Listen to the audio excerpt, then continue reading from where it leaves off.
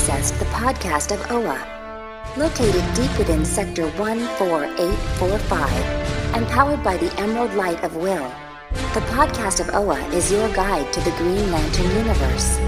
Hosted by Lantern Myron Rumsey, the podcast of Oa begins now. Hey, fellow Owens, this is co-host Myron Rumsey, and we're back with the podcast of Oa, episode number 204. And Brother Phil, we've got some Green Lantern comics to talk about. Glad to be talking to you. And, for me, it's been a rough couple of weeks. I'm just getting over COVID, starting to feel a little bit better. And I decided, we're gonna record because it's been a while, and we owe our listeners some content. It has been a while. When was the last one? It was last month. We were going to be back on track, and then we were going to record the one night, and that was the day I came down with COVID. So, right, that's right. That kind of threw us off track. It did. But here we are, and you're feeling good. The wife's feeling good. Yeah, I'm doing better. The worst part of it is feeling tired all the time and not being able to function a whole day without having to take a nap. But it's not too bad. I've got, I apologize if my voice sounds a little off for folks. I still have some of the sinus and nasal congestion going on. I'm going to try not to have to sneeze or blow my nose to get through this episode, but I'm really happy to talk about some Green Lantern books. And before we get into that, I always like to talk about any kind of news. There's really not a whole lot going on Green Lantern related other than, DC is going to kill off the Justice League supposedly in April. That's really the only Green Lantern book. That's the other thing that's interesting is there's no Green Lantern book in April. It's after the end of the Thorn run, or the first arc of the Thorn run, or the end of the Thorn run. We don't know which because there's no information being given out right now. Yeah, well, we both know what we hope it is, and as far as this Justice League, when that news first broke, I was like, it's just another trope to sell books, and I get it. But at the same time, I thought it was kind of, lazy that they're capping it off of when Superman died, number 75 back in the 90s. Right. It's like, don't compare the two. Don't do that. For me, when it was the death of Superman, that was when it meant something, right? You do a death of something now, I don't think it means anything anymore because sooner or later the character's going to come back. Right. It's air quote death, right? Right. Exactly what it is. You can't imagine, some people are thinking, well, this is going to be how DC kind of does the whole 5G initiative thing. And they're going to move some characters off the table for a while. But I don't see this as anything that's going to stick around. To me, it's just another publicity thing. It's a way to get a sales bump. The Justice League book hasn't been doing that well. They're going to cancel the Justice League book. So they're going to try to go out with a big bang, and then they'll bring back the Justice League with a new number one, right? Well, all they have to really do is just come out with a Bat League book, and I'm sure it'd be fine. That's about where it's at, isn't it? At this point, you may as well. Oh, wait. They already have a Bat League book. It's all the books that are in the solicits coming out in April. DC's going to rechange the name to BC. It's just going to be Batman Comics. That's the way it's going, right? Good grief. Something really cool did happen, though, to our book club, our Blog of Oa Bookclub that our good friend Daniel Tenney runs. They recently sat down and did an interview chat with writer Steve Englehart about his Green Lantern run and the whole Millennium event, which is really cool. And Daniel recorded I don't know whether he used Google Hangout or what video format he used, but he put it up on YouTube. So I'm going to put a link to it in the show notes. But it's worth watching. I just started watching it. He just posted it tonight. And I just started watching a little bit of it, and then I needed to stop to prep for the episode. And it's really cool. It's basically Daniel and a couple of the other regular members of the club chatting with Steve Englehart about how did he get to the Green Lantern series. And, at the time, Steve Englehart, he had left comics to work for the gaming industry and came back to comics and wrote a number of things. And DC handed him the Green Lantern stuff, and then he got to write Millennium. And so he talks a little bit about kind of some of the behind-the-scenes stuff on Millennium and what did they have to do to get all of the writers to kind of go along. Because of that event, if you remember, every single book in the DC line participated in Millennium, and a character had to kind of be revealed as an agent of the Manhunters. So yeah, I remember that was a big thing. Yeah, so it's a neat thing. Like I said, I haven't watched the whole thing yet. I didn't get a chance to do it all yet, but definitely big shout out to Daniel and the group. What a great experience for some of our community to be part of it. It is cool, especially when you talk to a creator. I mean, it's always the fun. I mean, even if you don't even if you don't agree with the person, or even if you don't like their talent, or even if you don't, I mean, they still have. That's like Thorne. I mean, we all have our likes, and while I don't like Thorne, and I don't like his writing, it doesn't mean he's not a talented person, and it doesn't mean he wouldn't be able to excel at another book or be better on another title, or that's where he'd find his niche at. I don't know, but at the same time, it's always fun talking to creators because those guys get their minds and their juices flowing, and that's what the fans like. I mean, we talked to Liam Sharp, and it was really, really cool to get into his head with his artistic talent, because there's just so much talent out there. Yeah, I like talking to creators and finding out what their inspirations are, or where did they come up with certain story ideas? What was their thinking behind the plots that they came up with, and so on. And it's interesting listening to him. Sometimes writers like Jeff Thorne, he did a pitch for Green Lantern. This was a case of Steve Englehart was going to write some comics, and Dick Giordano said, "Hey, I'd like to give you Green Lantern." So it wasn't a case that he came to DC with a specific story to do. They came to him and said, "We'd like you to write this book." So very cool. I'm going to watch that. It's neat. The journey in the process is always interesting. Sometimes I don't like finding out some of the behind the inside baseball stuff, because it kind of tarnishes it a little bit. You'd like to think that everybody can get along, but sometimes that doesn't work that way. But it's always interesting to talk to people. I think of everybody that we've talked to over the 10 years that the show's been on, I think Robert Venditti is probably my favorite interview, just because he was so gracious with his time. He came on this show 5 times, and he is always a very well-spoken person and well-thought-out person. And I think his beginning of his Green Lantern run wasn't the best received, but that was also probably his most challenging, because how do you follow up a run like Jeff Johns? It was so popular. There's no way for anybody to come in and just hit it out of the park. You're under a huge amount of pressure and a big microscope. And he came in with a story he thought was interesting. A lot of us, myself included, didn't care for Lights Out, but I liked his New 52 run of the book better. Not a New 52 run, but his Rebirth run, the whole Hal Jordan and the Green Lantern Corps. That run I think was better than his other run, but I also think in talking to him, he had more control. He had less editorial edicts on him than he had in the first part of his run, and it shows. I think he had the unenviable job of trying to balance the 4 main Green Lanterns in one book, and I thought he did a spectacular job of giving them all a voice and giving them all a chance to shine, and made them all look good. And shout out to Venditti on the World of Krypton. That's a really good book so far. Yeah, and people had loved his run on the Superman 78 and his Hawkman stuff. Yeah, all his Hawkman stuff was phenomenal. Yeah, I read all those volumes. I sat down and read all. I think it was 4 volumes he did, or not. I guess it was 4 volumes, because there was a couple runs. Anyway, I read them all, and I had a great time reading it. He did such a great job with that character. Yeah, he's really an under-respected talent, I think, in some ways. Yeah. But anyway, you and I have Green Lantern to get caught up on. The last time you and I talked about the Thorne run, we talked about issue number 7. So we've got issues 8, 9, and 10 to get caught up with before we hit February's issue number 11, and we hit the final 2 chapters in this first and possibly only arc. Well, that's okay. I couldn't come soon enough.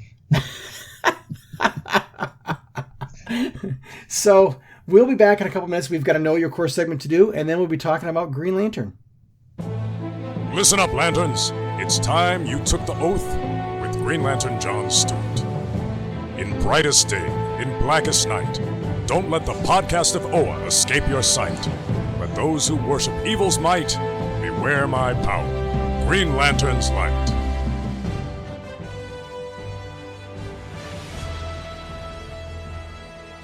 Welcome back, fellow Owens. This week we have, unfortunately, a deceased lantern, since we are on the topic of all these dead lanterns floating around from the Thorns run. But this week we're going to bring you Bivvix. Bivvix first appeared during Yesterday's Sins, trapped on a Drawl spaceship, along with Guy Gardner, Graf Torin, RRU-92, Geepak, and Vaz. The aliens were taking their memories and installing identical sleeper agents on the Lantern's homeworlds. Eventually, the team of 7 were able to escape captivity, but not before the aliens could send a deadly clone of Guy to Earth, Joe Gardner. A replica was also made of Bivvix and the others, and they all teamed up to retrieve their rings after helping Gardner take back his own. Later, in the events of Emerald Twilight, Hal Jordan became Parallax, decimated the Green Lantern Corps, and destroyed their power source. His ring disintegrated, and Bivvix traveled to Earth in a spaceship in order to warn Guy Gardner of Parallax. His ship failed, and he burned to death upon re-entry. Bivvix hails from the universe New Earth, Space Sector 3391. His creators are Chuck Dixon and Joe Staton. And there you are, fellow Owens, Bivvix, another great member of the Green Lantern Corps.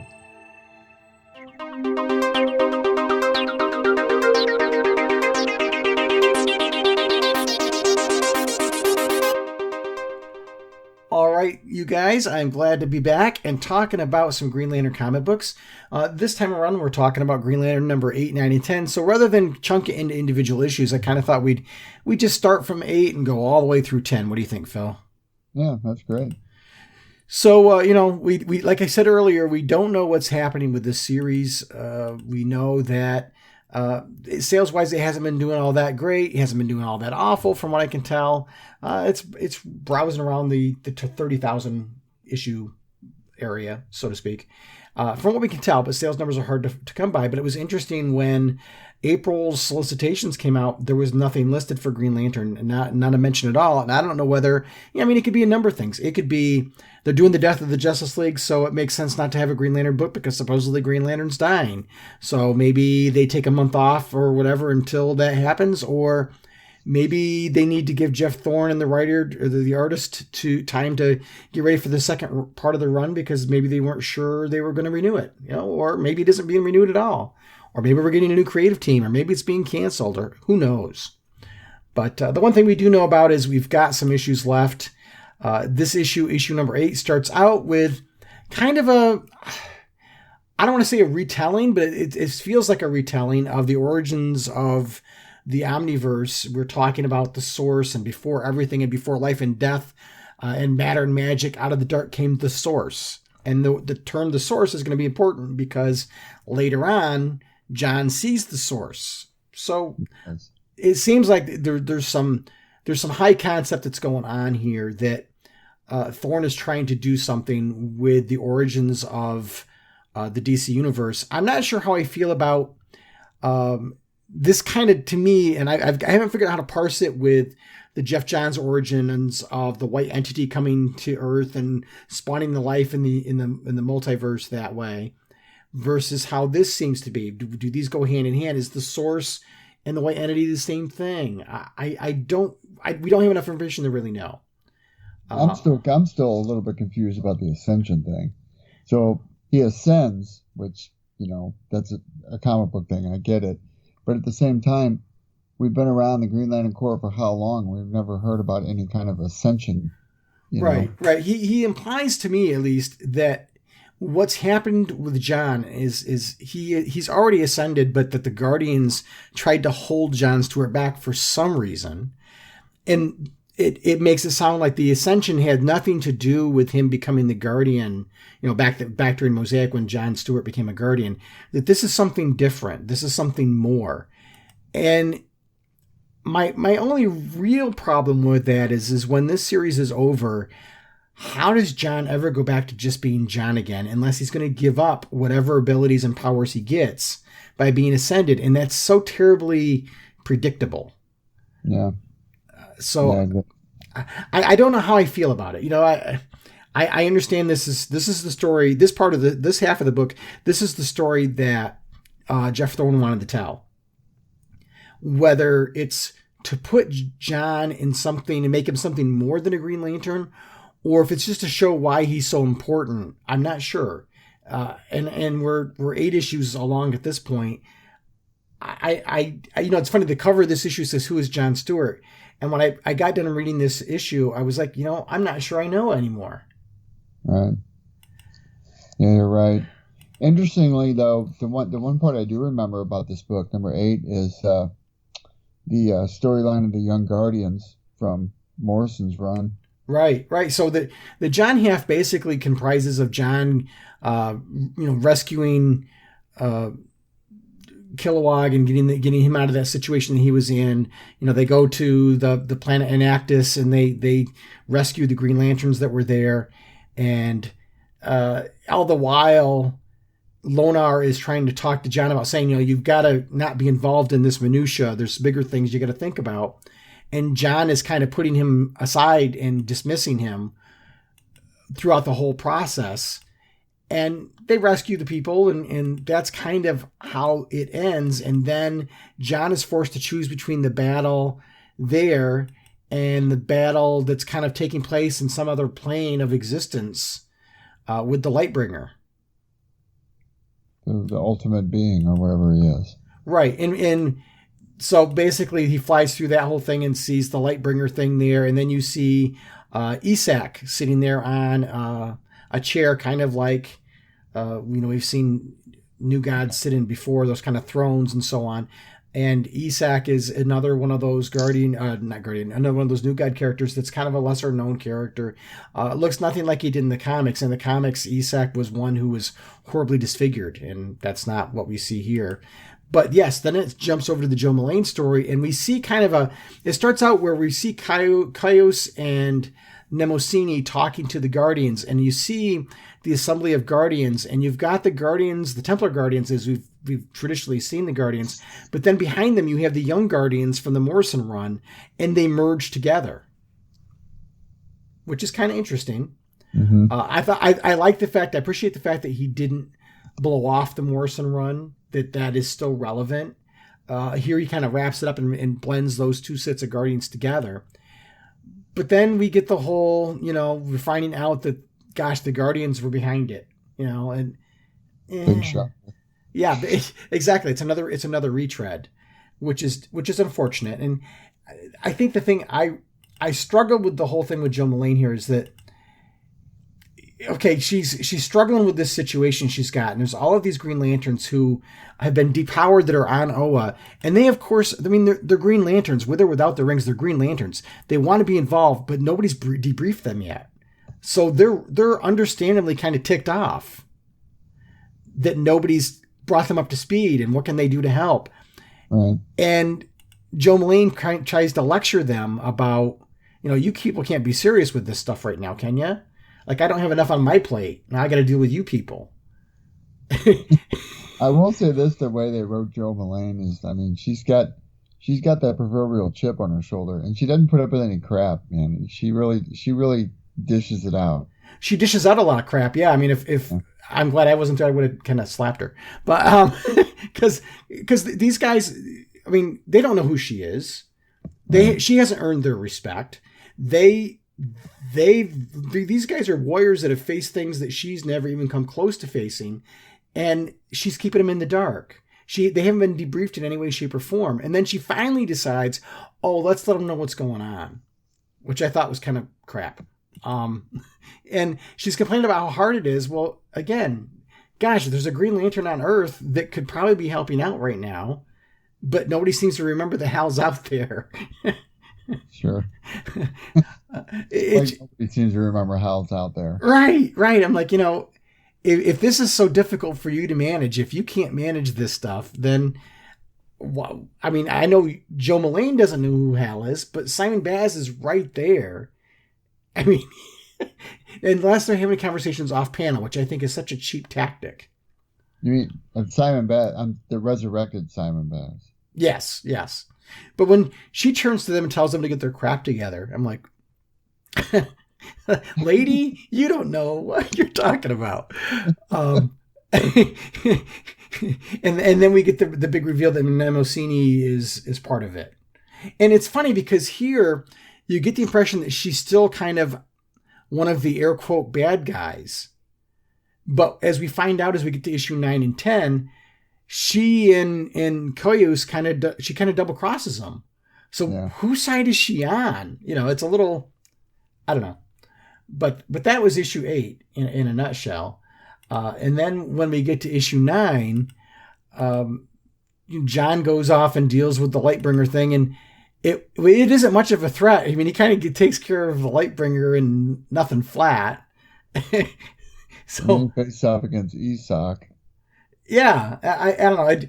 I was like, this is the buildup for things. What's the deal? This is just such a easy thing for him to dispense. Like, I don't know. It just didn't seem like a very big threat. Right. The build, the payoff wasn't as good as the build up.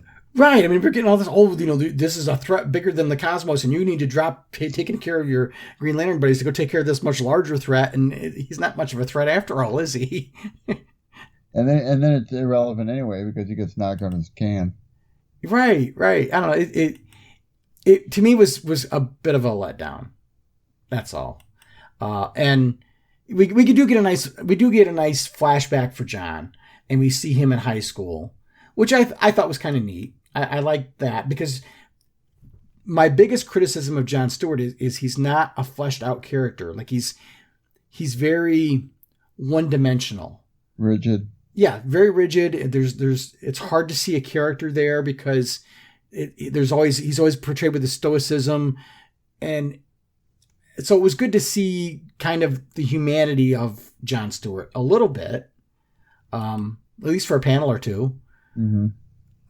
So the Guardians show up again. Yeah, and then we see more history stuff, and it almost implies here too that the Guardians harnessing the emotional spectrum isn't real, or it isn't what we think it is. And I don't like the kind of the dismissiveness of the whole emotional spectrum and the John's run in that regard. But will we find out in these next 2 issues? Because we don't get through these issues any revelations or resolution as to what he's talking about here. Yeah, which leaves it 2 issues to close this arc up and at least tie up all the loose ends, which, I mean, if you're going to tie up all the loose ends that this has been leading up to in 2 issues, that's almost near impossible. Well, right, especially when, we've got both of these plots need to wrap up in some way. You have to imagine, I hope that Thorne is the kind of writer that's going to, at the end of these 12 issues, because he was only contracted for 12 issues. His story goes for 3 arcs, but he was only hired for the 12 issues. If he doesn't get to tell the rest of his story, you hope there aren't too many hanging chads in the story at the end that we have to deal with any kind of writer has to come in and clean anything up. And that's what I would hope for any new writer that comes in, if indeed he doesn't get to go any further in the story. And that's, we won't know that. I imagine sometime this month we're going to get the solicitations for May, and hopefully there will be some more information that's there. I hope. But something at least. I mean, their mums are worried even with the HBO Max series. Right. But, the thing about this part that bothered me, like I said, the dismissive part, is he talks about how Lonar's telling John, well, you've been drawing on the one force you're familiar with. And then the line that gets me is he says, well, your Owens assumed this force to be part of their, air quote, emotional spectrum, but, and then it doesn't go any further. Then he cuts them all. Lonar, the converted. Yeah. Is it the emotional spectrum or is it the emotional spectrum? Because if it's not true, then how do we have all the stuff that we had during the John's run with the emotional spectrum? Is there something, are we going to suddenly try to change all of it? I'm not interested in the Green Lantern mythology being changed on that foundational level. No, me neither. I don't think that'd be a good idea. But John dispenses with the Lightbringer in pretty short order. And then we jump back over and we see Joe Mullane doing some interrogations on the magic users. And I don't know. It didn't do much for me. I mean,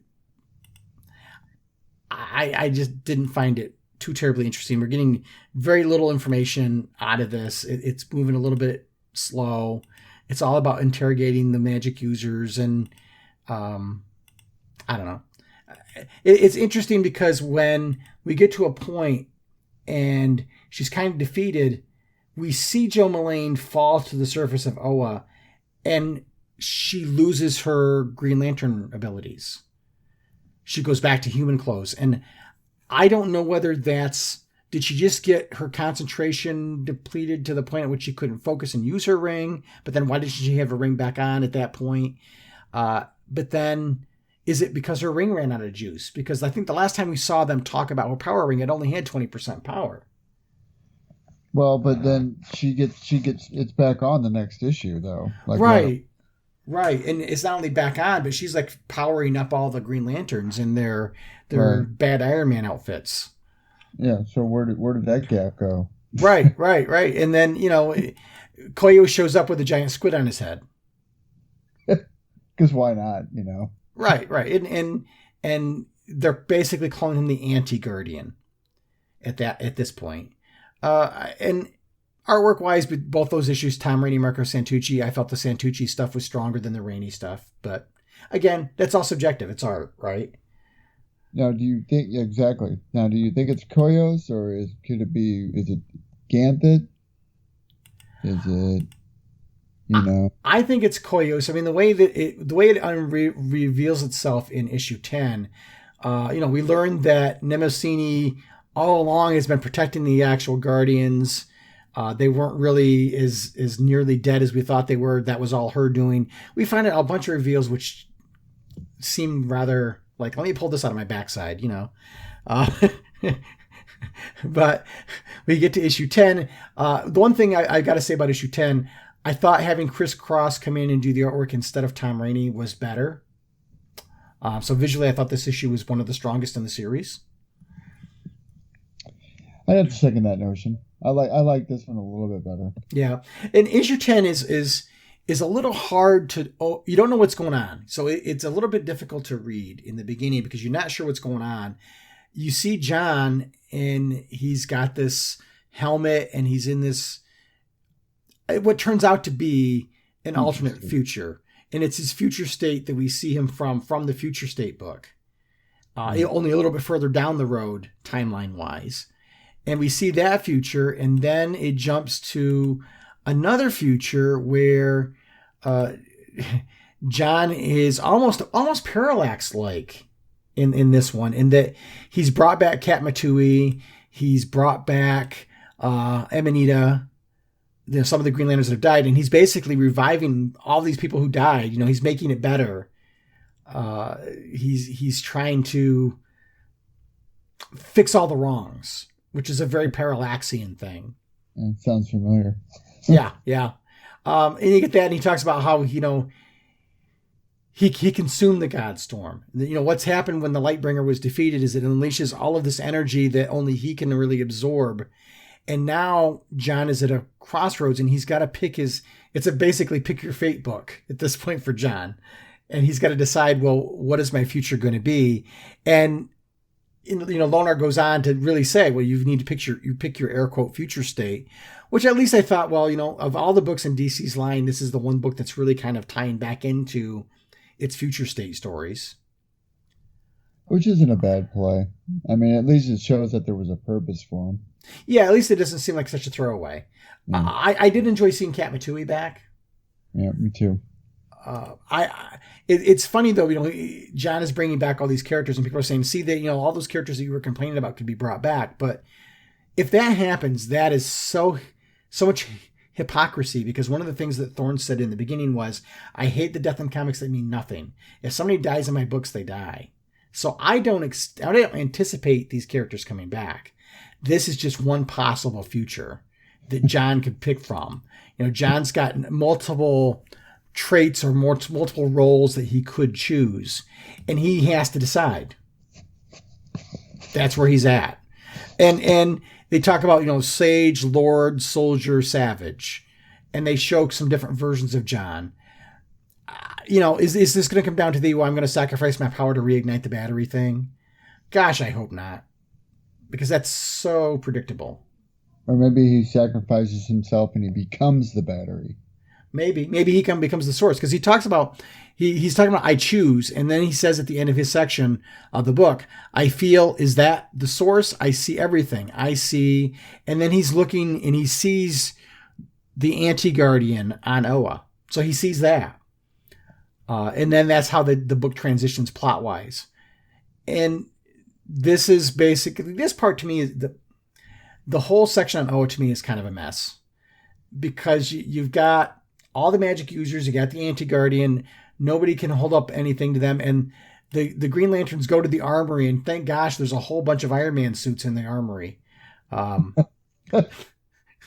I mean, come on. Not to mention Jo got her power ring back charged. Yes, it's all charged back up, right? And she charges all of them up. So whatever power she's got in her battery, she's got enough to power the whole group of Green Lanterns there.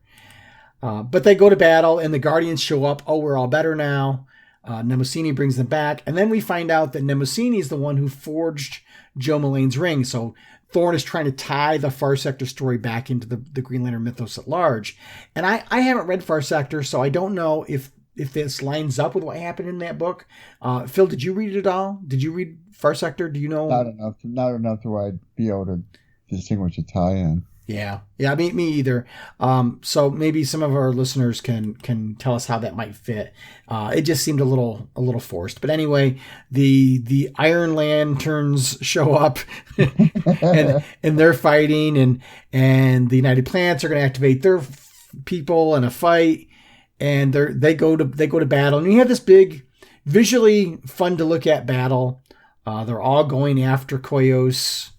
And he's got, the giant space squid on his head, and he's got this, what looks like a giant power battery in his chest going on. Even the Guardians can't take him down, the rest of their combined might. It's a big knockdown battle. It's something you would really expect in the last issue, not the 10th issue of a 12-issue thing. But you get to the end, and everything looks like it's going to heck. They're losing. They're getting themselves wiped out. And you hear a voice say, Lantern Mullein, you missed a check-in. And here's Hal and the Bendis Justice League arriving at Oa. Thanks to Dr. Fate, I think. No, I would assume, it looks like a Fate symbol in the background. So is that Naomi on the left? Yeah, I think so. That's Naomi, Martian Manhunter, Wally West, and Hippolyta. Okay, that's what I thought. Cool. So, Hal. I thought he wasn't going to bring Hal in these books. Yeah, well, sales bump, no. It's interesting, but you almost have to at some point. I mean, he's got 2 issues left to wrap up the story. We still don't know what's going on with Kyle, what's going on with Guy, if he's going to even do anything with them. I know some of the things that Thorne has said online was that, he's got plans for Kyle, and, he feels sorry for Kyle's fans, is kind of what he said. What that means, I don't know. Are we going to see it? Again, still don't know. Sure. But I'm still not enjoying the run. I'm anxious for it to be over, and I'm more anxious to find out what happens next. Yeah, I'm kind of ready to move on. I'm hoping that we move on to another writer or some kind of different book. Because I'm just kidding. I feel like this is just, I don't know. This feels like this has been drawn out, and nothing's really coming out of it. Yeah. I think that for me is the big thing is the pacing to me has really been kind of slow. I mean, too slow. And if you're looking at the fact that you're paying $5 an issue, and now here we are, so readers who've been here from the beginning of this run are over $50 when you count the annual cost. They're over $50 invested in this story. Mm-hmm. I can buy a couple of movies for $50. I can rent a number of movies and get more entertainment value. Right. It just is moving too slow. This could have been done much quicker. I think I would feel better as a fan if this was 2 different series. There were 2 6-issue minis that were running concurrently. But I understand he's got a story that's coming back together again. But that's not his original story. That's him taking DC wants me not only to do my story, but do this stuff with Jo Mullein and Kelly Quintella and Simon Baz. That's I've got these other elements I've got to play with. How do I make them work together? I wish they'd just let him do his story in a 6-issue mini and let somebody else do the other story in another 6-issue mini and be done with it. Yeah, I would have liked to have seen, I mean, I'll be honest with you, I would have liked to have seen just a Jon Stewart book and just had cameos from the other ones every once in a while. Right. I could have seen them do something with the Jon Stewart side and let it be its own thing, because as much as I don't particularly care for Jeff Thorne, the human being, or the writer, I think it's not fair to him when he's got a story he wants to tell and you're making him do something he's not really planning for, and then the sales aren't really there. And, I look at different forums, I look at Reddit, I look at what people say in reviews. The general consensus across the board is that people don't like this book.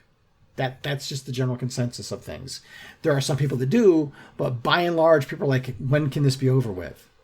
And part of it is DC's fault, because they've saddled Jeff Thorne with elements that he wasn't interested in writing, or that wasn't what his pitch was.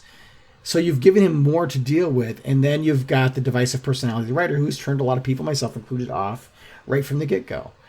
So you've put the series in a bad position right off the bat. You do. And it doesn't show a very good initiative if you take that approach to a character in a book you're going to write. And be dismissive about some things. And I mean, but we've talked about that before in the past with him as a writer, and, I don't hold any ill will towards the guy. He can write however he wants to write. Doesn't mean I'm going to like it, and it doesn't mean I'm going to be privy to forking out my money to buy his stuff. But, I mean, if I'm going to read a Jon Stewart book, or if I'm going to go into it thinking, okay, well, this is going to be a Jon Stewart book, then give me a Jon Stewart book. I mean, to me, maybe a lot of this story arc going for 10 books now has kind of like encapsulated and encircled Jon Stewart, but I don't think it's been Jon Stewart centric. I think it's been the two-part, Jon Stewart, Joe Mullane, and I don't know. I mean, you're not a big fan of Joe Mullane, and I think she's a cool character. I read some of Far Sector, enough to know that, well, it's a cool book to me, but it's still another lantern at the table that doesn't fit in the overall encompassing universe. I am hoping that it's somewhere along the lines that they find a way to position her within the Green Lantern Corps unit. I think she'd be a cool member of it. Now, I don't think she should carry her own book, but I think her and John would make for a good team up. I think they'd be a good pair, kind of like a Lethal Weapon type of book if you're gonna do that kind of story arc. But we haven't even seen what's her face in it, Kelly Quintella. She hasn't been around in how many issues now? 3?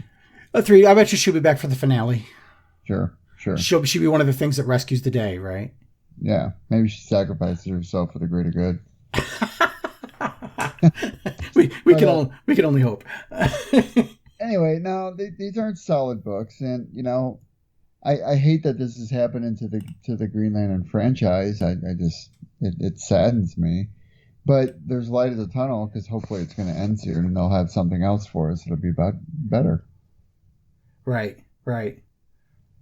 All right. Well, I've got my power ring's blinking. We've got some listener feedback, so why don't we take a quick pause, and when we come back, we'll hear what our listeners got to say. This is Salak, Green Lantern of Sector 1418, and you are receiving the podcast of Oa. The podcast of Oa. Green Lanterns Myron and Phil. Our first message is from Ken. Ken has some comments on the current run of Green Lantern, followed by several questions. I will transmit his comments and first question. You can then have me transmit each subsequent question when you are ready. Proceeding in 3, 2, 1. Hey Myron and Phil, I hope you're all doing well. I'm sorry December was a lot for you, but I hope 2022 will be better. After issue 10, I had to say that this series is just ridiculous to me. The John story is obviously bad fanfiction for Thorne to show how great John is, while Thorne couldn't give a rat's ass about the Joe storyline. Having John save a town by himself, which of course none of the 300 other lanterns could have done, become a god, and save the universe is just so contrived. That John had to be taken back in time and shot by Darkseid with some stupid beam to trigger his powers is just such And with the new issue, that John had to choose between all of these great futures for himself and chooses me is just schlock. This story worked better in the Power of Ion where Kyle had to choose between responsibility and happiness. With John, anyone in their right mind would choose the resurrecting Messiah future. And don't get me started on the green energy isn't actually part of the emotional spectrum because I don't like Jeff Johns' crap Thorne is pulling. On the other hand, Joe and Kelly's storyline feels like a chore to read as much it was a chore for Thorne to write. After spending the first 2 issues setting up a new dynamic for the Corps that is immediately irrelevant by the battery exploding, 2 issues for Thorne to show off how many beloved lanterns he can mercilessly slaughter, and 3 issues for a detour on New Corps Ruger to completely ignore the whole plot of the series, Thorne finally returns to the big mystery to have Joe, the future greatest detective of the Omniverse, do the littlest amount of investigation after someone else did all the research, to reveal everything everyone guessed from the very beginning was right and we're getting the same old tired evil Guardians plot we've seen constantly since the 1990s. I like the friendship Thorne has created between Simon and Kelly but it feels like a happy accident. The plot with the magic users and the Star Heart could be interesting but it's such an afterthought in this series where the big, new threat is the anti-Guardian. The threat could have been unique and the mystery should have mattered. Having everything revealed after doing the littlest amount of basic detective work makes me feel annoyed that I cared at all about this book. Generally, Thorne has not been a good mystery writer in this book in my opinion. Revealing that the mysterious people stalking John are just some random, forgotten new gods? Commande and the big reveal makes no sense at all. Why wouldn't Nemosini make more than 1 ring? You had 1 to 2 years, I doubt it would have taken that long just to make one. Why give it to some random human, retconning the context of Far Sector, instead of one of the 7,200 experienced lanterns Koyos wouldn't bother checking? With Ganthet, he didn't really have time after Emerald Twilight as 0 Hour was on the horizon, Guy declined the ring, and Kyle was the least likely person to protect the Corps in the last place Hal would look, kinda like Luke and Tatooine in Star Wars. Why not try and change the ring so they would have their emergency charge, which they definitely had during Lights Out and this story had to obviously ignore? Why only care about John and Joe? I mean, shit, Kyle and Hal each have a larger success rate than those 2 combined. And why attack the Kaluan scientist? I absolutely despise the stupid shock endings Thorne keeps using. Did Simon die? Nah, whatever, he's okay. Oh my god, Nemosini is evil? No, she's actually good. It's just lazy writing. Also, why is Krona Appa Ali Apsa Scar Koyos only attacking now? Like seriously, what caused him to wake up now? Was it because Joe finally talked to the prime suspects a year after the destruction? Or because he had to get ready? Wasn't he ready when he nuked Oa? It's just bad writing at the end of the day. The more I think about each issue, the more frustrated I become. Green Lantern deserves better and I hope 2022 will be a better year than 2021. I know I should have stopped reading a long time ago but I'm reading it out of obligation to stay updated with GL. As a thank you for listening to my critique of this series, I wanted to share some more fun questions with you. I hope you like them. A criticism about the GL mythos I used to see was that it was insulting that all the GLs were from the United States, so I thought what if in an Elseworlds reality, the Lanterns came from different countries? For me, I would have Harold Jordan of England, Guy Gardner of France, John Stewart of South Africa, Alan Scott of Germany/Poland, Kyle Rayner of Mexico, Jessica Cruz of Honduras, Simon Baz of Lebanon, and Joe Mullen of Italy. Hey Ken, thanks for the comments. Well, I can see by what you've written that you're not a big fan of Thorne yourself. And not that I want to touch on any finer points of your explicitives that you added in there. I think Myron and I are both in the same agreement. A lot of it has to do with, we're not a fan of his writing. We're not a fan of a lot of what he's done with the Green Lantern franchise itself. I don't think he's done it justice. I wasn't a big fan of the, killing off a bunch of them just for killing them off sakes. And I think the storyline is confusing and convoluted. Yeah, I mean, I don't want to go into it too much because we've talked about it kind of ad nauseum. At this point, we're kind of beating a dead Guardian. But in response to your questions about the mythos, people have always made comments about the fact, well, how come all the Green Lanterns from Earth are all from the United States? And other than obviously Kelly Quintella, who's not, but she's not a Green Lantern either when you get right down to it. I think it's a valid criticism, but to me it also underscores why we shouldn't have more than one from Earth anyway. But that's just me. Would it be interesting if they came from different countries? Yeah, that could be interesting. I think it'd be more interesting than having them all be from North America. Exactly. Right. But anyway, there's another question here. So, Power Ring, why don't you go ahead and play question B? If you couldn't have Hal or John on the League, which Lantern would you have on the team instead? Ironically, I thought of this question before the news about Justice League 75. For me, I've always enjoyed Kyle's presence in the League. His style, personality, and experience bring a lot to the table. My other choice is Jessica, but I'd rather she be on the Titans first, though the trials she went through in JL Odyssey truly made her worthy of the team. Guy is obviously a fun choice, but his style and personality would distract the team too much. Joe? Hell no. So yeah, if it wasn't going to be Hal or John in the League, I think I would go with Kyle just because it's been a while since he's had the ability to play at that table. I think that's interesting. And I think it's interesting now that you have kind of a different version of the League, that Kyle is no longer the new guy. He would be the more experienced guy. So that could be interesting. I mean, as Ken points out, Guy is obviously a fun choice, but I kind of think that ship has sailed. I think Kyle would be more interesting to me. I'm tough. I don't know what I'd do. I don't want to see Jessica Cruz, and I'd really like to see her, but she's already been there to the table, and I think she could do something else. I'd probably would have to jump on the Kyle wagon myself. Guy Gardner would be a close second. But yeah, because we haven't seen Kyle in a while, and I want to see how much Kyle has grown, but. And I still have always been a big fan of Kyle. Not as much as Hal, but I've always been a big fan of Kyle, and I liked his books when I was reading them. And I think it'd be interesting to see what he can do now. Yeah, I think it'd be interesting to see him as the more experienced character versus his initial appearances back in the day. Sure. So yeah, that would be interesting. Power Ring, why don't you go ahead and give us the next question from Ken? If only one human could be a Green Lantern, who would you choose, and which corps would you have the other human lanterns join? My answer is a little obvious, but for me, Hal Green, Guy Red, John Star Sapphire, Kyle White, Simon Blue, Jessica Yellow, Joe Indigo. I love the Lanterns too much to put any of them in orange, though Kelly could be an interesting but sad candidate. So Ken, you chose Hal as green, Guy as red, John as Star Sapphire, Kyle White, Simon Blue, Jessica Yellow, and Joe Indigo.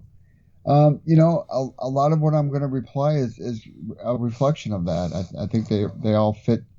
I think they all fit those roles pretty good. I don't know if I would make Simon Blue though.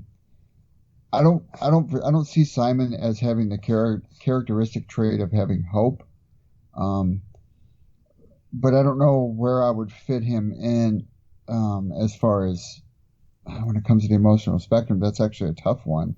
Maybe Indigo, but even then, I still don't think he has that characteristic either. What do you think, Myron? That'd be a tough call for him. Yeah, it's interesting. Initially, if I were going to pick just one to be a Green Lantern, obviously it would be Hal.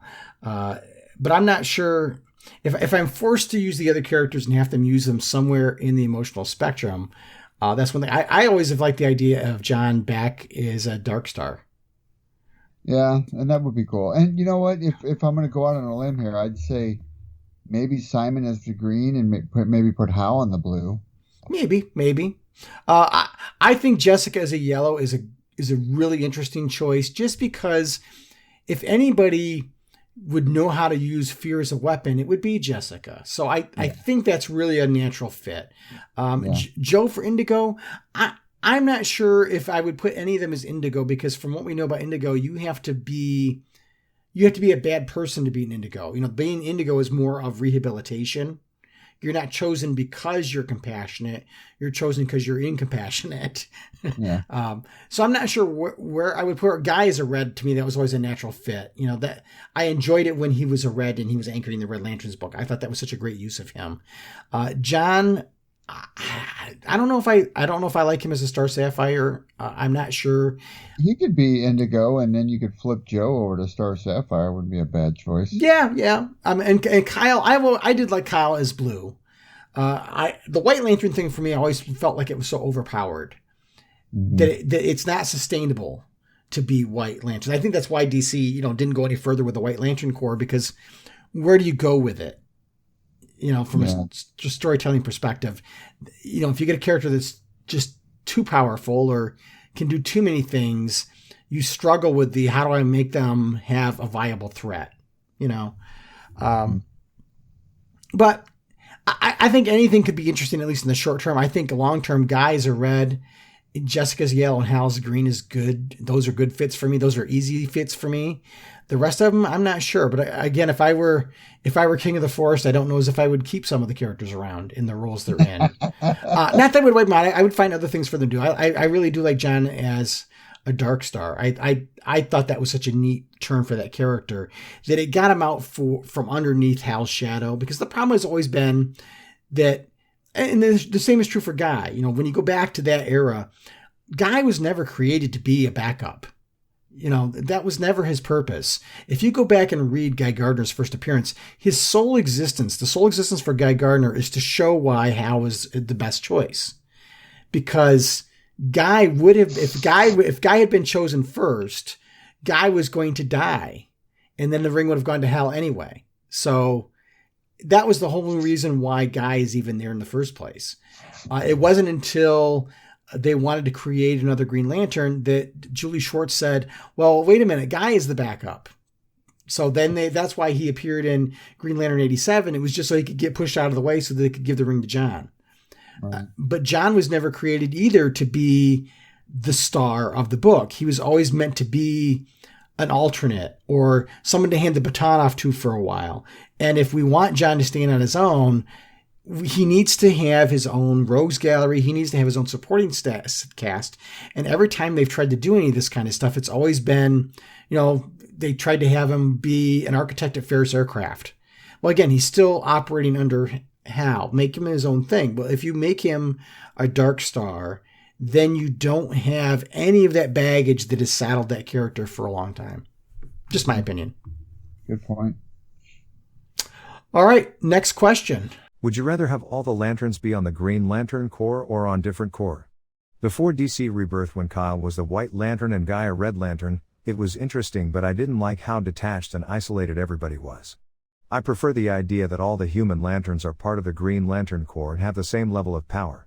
It's the style, personalities, and experiences that make each lantern unique, not how powerful or worthy they are. Well, I think this is very similar to the last question. I would rather them be, if I had to choose between them all being Green Lanterns or all of them being separated, I'd almost rather have them be separated, because I think the problem, and this isn't a problem of the characters. If we're going to have this many Lantern characters, then DC has to find a way to service them all. And the easiest way is to split them off into different colors, because then they can have their own books like we had before, or they can exist in their own pockets of the DC universe and anchor their own areas. I kind of would rather have that happen than have them all be greens, because I just think it's, to me, the best time of Green Lantern was when it was Hal and a bunch of kooky aliens, a bunch of weird alien characters. To me, that was always more interesting, because it was Hal was a stranger in a strange land. Mm-hmm. And you had all these neat sci-fi characters that were involved in the comics. And now that we've kind of flooded the market with Green Lanterns, those alien characters really get the short end of the stick. They do. They get pushed wayside. We don't hear about Lanterns anymore. Nobody really focuses on those any longer. No, they don't. And that's the downside, is they become background characters, and they don't deserve that. One of my big criticisms of the whole Far Sector thing is you could have told that story with an alien Green Lantern and it could have been just as interesting. Yeah, it's true. But anyway, and the last question, go ahead and fire away, Power Ring. What do you think of the death of the Justice League? I'm guessing you'll talk about it in the video, but personally, I'm mixed. I think it's hilarious that Thorne put in a whole year of comics to make John as important and powerful as possible, and then he probably dies immediately. I like the idea of the Trinity being taken off the table for the legacy heroes to take over, but the future State Justice League lineup is the last thing I want. Instead, what do you want the team to look like? Thank you for your answers and patience. Your show is always awesome. Yeah, we touched a little bit on Death of the Justice League. I don't know. I mean, I think it's a ploy just to shift who your team members are. But at the same time, I'm a bit confused by the aspect of everybody getting up in arms about the death of the Justice League. Now, I understand it's a trope to use. I wish DC would be a little bit more proactive when they put out statements like they do with that. I think a more apt term would be like Justice League Recharged or something like that, or the new members of the Justice League, or Justice League new roster, anything like that. I don't mind them having a not having a set order to the Justice League. Even having the big three, Superman, Wonder Woman, and Batman around all the time, sure, it makes sense, but that's what I used to like about Justice League Unlimited, because there was always rotating players, and I think that builds a whole better mantra of a team when you do that, instead of just solidifying members. And much of the same with the Avengers. The Avengers, sure, everybody knows who the Avengers are, but the Avengers is also a floating team, and people come and go. And I think that's what they should do well with Justice League, but don't have the death of it. I think that's a sad plot to use just to move things along. Yeah, I kind of felt like when I saw that solicitation, I thought like, gosh, did I come out of a time machine in the 1970s all over again? Because it struck me like a 70s marketing ploy. Yeah. Or even an 80s and 90s marketing ploy. Probably more 90s than anything else when you get right down to it. But I mean, obviously they're not going to kill the Justice League. It's pure marketing hype just to get a headline. But do they think anybody's really gullible enough at this point to think they're actually killing the Justice League? I mean, come on. Well, I mean, and like Ken brings up about the Thorn run. I mean, he's building up John to be an important character, and then all of a sudden he's going to die. I mean, I don't know. I mean, right. Well, okay. Maybe you got to make up your mind here what you're going to do, writers. Well, and some people on Twitter, I think it was, asked Thorn. It was either Twitter or one of the forums, asked Thorn about this, and he was like, "I didn't know anything about it. It's news to me too." So even he is a writer, had no clue they're doing Death of the Justice League. So is that because he's not going to be in the book and his contract is over and they have no obligation to tell him anything, or is it because it doesn't really matter and this is just a gimmick? I don't know. Who knows what DC is doing at this point? To me, DC is so rudderless and leaderless. Nothing shocks me or surprises me anymore. Yeah, that's a sad state of affairs, I tell you. Yeah. Thanks for all that, Ken. You definitely made us talk about a few things. All right. Let's see if we give it a voicemail. Power Ring, why don't you go ahead and play it? Our next message is a voicemail from Lincoln. Transmitting playback in 3, 2, 1. Hey guys, thanks for all you do to promote Green Lantern comics. This is Lincoln, a Green Lantern fan since the early 1990s. I'd like to respectfully disagree with you on 2 points that you've made in recent episodes. First, I believe we may be in another golden age for Green Lantern comics. Far Sector and the Morrison run were 2 of the most creative and best told Green Lantern stories in recent years. And I've been really enjoying the Thorn run, but I'll have to see how it ends. Second, I don't believe there needs to be a long-term plan to justify the creation of New Earth Green Lanterns.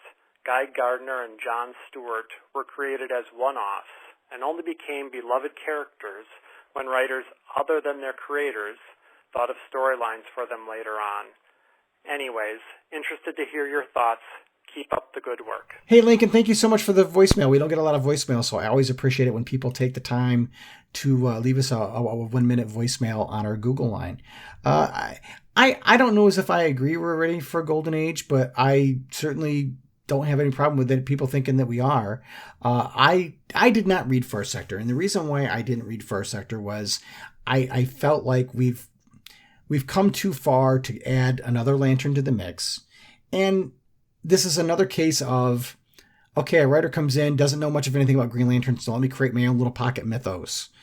And I don't care for that.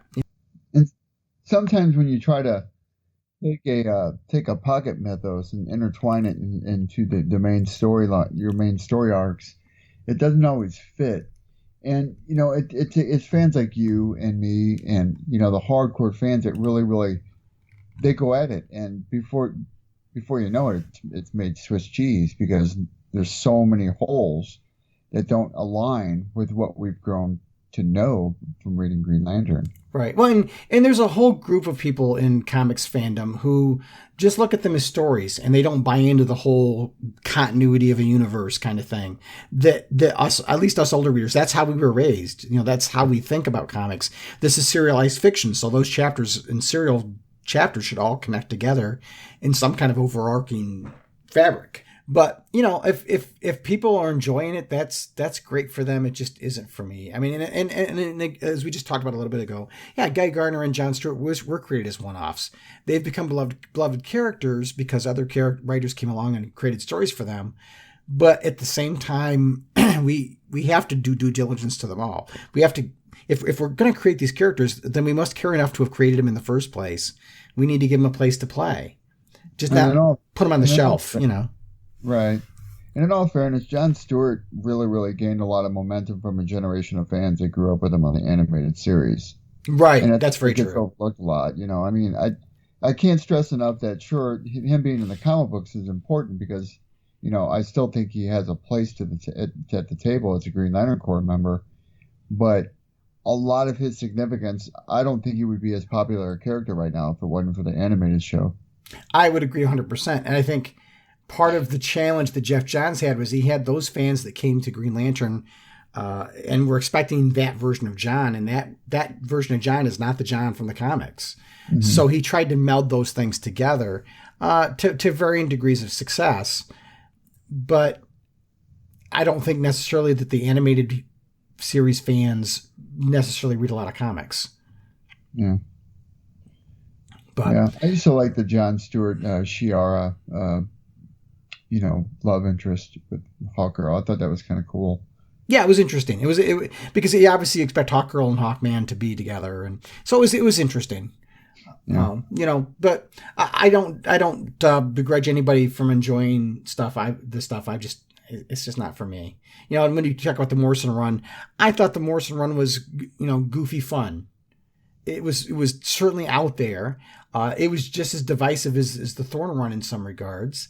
But I think it was just, I don't know. To me, it was much better than what the Thorne stuff is. But sure. That's just my personal opinion. Everybody's entitled to their own. Everybody is. All right, looks like we got one more message. Power Ring, why don't you go ahead and let us hear it? Our last message is from Stuart, transmitting his comment in 3, 2, 1. Hi Myron and Phil, I was listening to the segment where you talked about the longevity of characters. I do agree to an extent that it's not that no one isn't interested in new stuff, it's that it needs something inspired and a complete vision rather than just focusing on the now. For example, when Broom and Kane came to reinvent GL, there was a vision, a whole cast of characters, a universe, and a whole set of villains. A lot of successful comic runs are runs with a vision and not just gimmick to sell copies and Twitter likes. But this is where I feel we'll disagree and say Far Sector is kind of the book you're looking for. It presents a whole new universe, a new character that feels fleshed out, and a story that feels planned out. And on some level feels true to the mythos. I do get why you might not want to pick it up because we experienced this thing before Emerald Twilight and the Mars era was changed for the sake of change. And Broom's entire universe he and Kane built was thrown away. All just for a gimmick to appeal to young readers, not much planning and not unique. Same with Green Lantern's 2016. So I get it, I don't like how the company and some fans disregard history just for the sake of change. But Far Sector isn't that book, I feel it's the one that gets it right. I do hope you'll reconsider reading that book. Please don't take offense. I love your content. All right, Stuart. Yes, let's talk about vision. I mean that's the one thing that I feel is missing with everything that DC is putting out there. I don't know. I may be alone in this, and I'm and that's fine. I feel like everything has become very, very disjointed. But as far as the Lantern stuff goes, you talk a lot about the Far Sector book, and it seems to me that the Far Sector book has grown. You and I, Myron, have been talking about it a lot more recently in the past year or so. It's been brought up more often. So feels like it has a place in the lexicon of Green Lantern stuff. Do I feel like it was an integral book, or do I feel like it's part of stuff that's going on? Well, I don't know. I would assume that's what maybe Thorne is trying to integrate Joe Moline into the overall Green Lantern umbrella. But I won't know until after Thorne is done with whatever he's doing. I still believe that it would do better service as far as having a vision goes with writers to do a Green Lantern Corps book, because that's where its strength lies. I mean, your Kilowoggs, your Tomar Rays, your Saronic Natus, you put them all in there and you put them in these books, and I think that would be your strongest narrative. But maybe I'm just missing something. I don't know. I mean, I'm not a writer. I'm not a publisher. I'm not an editor. I don't work for DC. But I feel like that would be a no-brainer at this point. But I guess I'm just missing something. I look at Far Sector like I look at Green Lantern Earth 1. To me, it's kind of, it's a self-contained, it should have been a self-contained book and its own thing. And then they could have continued and done more with the character, but you're trying to take something where the ring, it doesn't operate the same way as everybody else's. And that's such a tired trope of, hey, mine is unique too. Everybody's got to be unique and special. And I would much rather, if you're going to fold her in, then give her a ring like everybody else's. But she hasn't even had training yet. She's had one mission. Outside of what we're seeing now in the Thorne run. It's not always about who's like, I want to be the better lantern because my ring is better than yours or it's more powerful than yours. I mean, even being a leader doesn't mean that your ring has to be the most powerful ring. Being a leader means that you're a good leader. End of discussion. Right. And I think what Far Sector had the luxury of is because it didn't tie into continuity. The writer had the creativity to do whatever they wanted to do. N.K. Jemisin had the ability to build a whole little, as we said, a pocket continuity of her own, and she wasn't tied to anything else. If we're going to fold Joe Moline into the rest of the herd, does that do disservice to the character? Because now she's just another Green Lantern. Right. I mean, that's the problem we've got with, if you look at, you had Hal and you had Guy and you had John, and then you had Kyle come along, and Kyle was the only one, and he was unique and special, and he was the new guy. And eventually he couldn't be the new guy anymore. So where does the character go? So now you've got him sitting there on the shelf, not really being used because what made him unique isn't there anymore. So then you created Simon Baz and Jessica Cruz. And for Jessica, it was all about overcoming her anxiety and stuff. And she seemed to do that. So now what do you do with her? So now we're going to add Joe Moline. She's got a different ring and stuff, but when you fold her in, she's going to be just another Green Lantern. So then what do you do with her?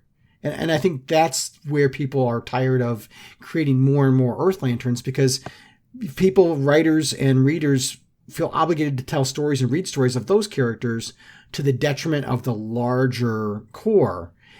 And to me, it undermines what made the Green Lantern mythology unique. It seems like DC, when they want to create a new character, either give them a power ring or super speed or a Batman costume, and you're golden. Right? Yeah, pretty much. I mean, they might as well just call it for what it is. Take any character in the DC universe and just give them a Batarang. And I bet you 10 to 1, they'd have their own title within a week. They'd have their own book within a month. They'd have their own CW TV show. I mean, come on. But anyway, I appreciate everybody taking the time out of their days to ask us questions and share their point of view. Power Ring, why don't you go ahead and tell everybody how they can be a part of the show? You can become a part of the show by leaving a message up to 1 minute long on our voicemail line. Call us at 406-POD of OA. That's 406-763-6362. You can also email us at podcast@blogofoa.com. We'd love to hear from you. This is Robert Vendetti, and you're listening to the Podcast of Oa. All right, fellow Owens, welcome back to another fine episode of the Podcast of Oa, 204. Myron, coming along. Absolutely. It was good to get together and talk. I've really been kind of wore out, and this has energized me a little bit. I needed to talk some comics. I needed to be able to chat with my friend. I know, man. I missed you, and I keep checking on you. How you feeling yes, today? And I very much appreciate that. I do want to thank you for checking in on me and stuff. I didn't share a whole lot about having COVID. I think I revealed a little bit on Facebook about it, but I was just so wore out. I didn't want to even talk about it. And I was going on Twitter every once in a while and retweeting some of the the Green Lantern Today stuff and that kind of thing. But I was really kind of just keeping a low profile. But I'm very thankful for you, my friend, and checking in with me to making sure I was okay. I was very concerned when I got COVID just because I have bad lungs and I was worried about it going in and attacking my lungs and making it much more difficult than my life's already hard enough, right? Right. But I do very much appreciate that. And for folks on Facebook, when I posted it, that wished me well and so on, I do greatly appreciate that. I appreciate the kind thoughts and the wonderful gestures. It's helpful when you're going through this. And not only did I end up with it, but being home alone with my wife and my son, they both got it as well. And my wife is a bit older than I am, and so I was concerned because she's in her early to mid 60s, and I was concerned about her, because she's at that age where those kind of things kind of strike more, and she actually is doing better than I am. So go figure. But it's great to have the conversation. And while we were posting some things on Facebook, I shared a couple of things. I don't know whether if you've seen the Funko Soda Pop Hal Jordan figures. Yeah, I'm jealous. I got those and I posted pictures, and Chad Bokelman from the Lantern Cast made a comment about, I don't remember how the topic came up, but he said something about, you guys should do an episode called The Case for Carol Ferris and talk about why Carol is or is not the right choice for Hal. And is she really Hal's best love interest option and those kind of things. So you and I chatted off mic a little bit, and we're going to record an episode. We're going to release it on Valentine's Day and talk about Carol Ferris and kind of her evolution of her character and whether or not we think that she is Hal's one true love. I like it. It puts complexity to Hal's character. Good. Kudos for Chad for the suggestion. He was thinking, you guys, we've been reading since the Silver Age books and so on, and we probably have of anybody doing podcasts right now, Green Lantern related, we probably have the most history with Carol. That maybe we'd be the best suited to talk about it. So I think, challenge accepted, and I think we should do it, and I'm looking forward to it. It gives me some research to do with the snowstorm coming.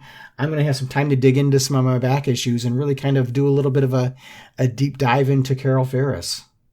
I like it. So they should do a case for somebody else. Right. We haven't done, we usually go on the Lantern Cast once a year to do the State of the Green Lantern, but I think COVID kind of put a nail in that and a little bit. And you and I have some strong opinions about the Thorn run, and their opinions are less strong about it than ours. And they didn't like the Morrison run as much as we did. So maybe it's best we don't get together, because who knows, we might get into a fight or something. Who knows? But at least it's on video, or at least it's on mic, so we can't hurt each other. But I think it's a great thought. It gives us something different to talk about. I know we've got an issue of DC versus Vampires and Dark Knights of Steel if we want to go back and revisit those at some point. And God only knows we've got 2 more issues of the Thorn Run to talk about. So let's mix it up a little bit and let's talk about the case for Carol Ferris. I like it. Yep, me too. So we'll be back on Valentine's Day. Unless the way my luck has been, who knows? I mean, let's hope not. Who knows what's going to happen to me between now and then? Hard to say. but anyway, we appreciate you all. Thanks for listening in, and until next time, keep your power ring charged, treat each other well, and make every day your brightest day. The Podcast of Oa is the official podcast of the Blog of Oa and a proud member of the Comics Podcast Network. Share your comments and questions by calling the show's voicemail line at 406-POD-OA. That's 406-763-6362. You can send your emails to podcast@blogofoa.com. You can also find the Blog of Oa and the Podcast of Oa on Twitter and Facebook. Green Lantern and other related characters are the copyrighted property of DC Comics Incorporated and are used without permission. The Blog of Oa and the Podcast of Oa are fan productions and do not claim any ownership over the Green Lantern or any other copyrighted properties.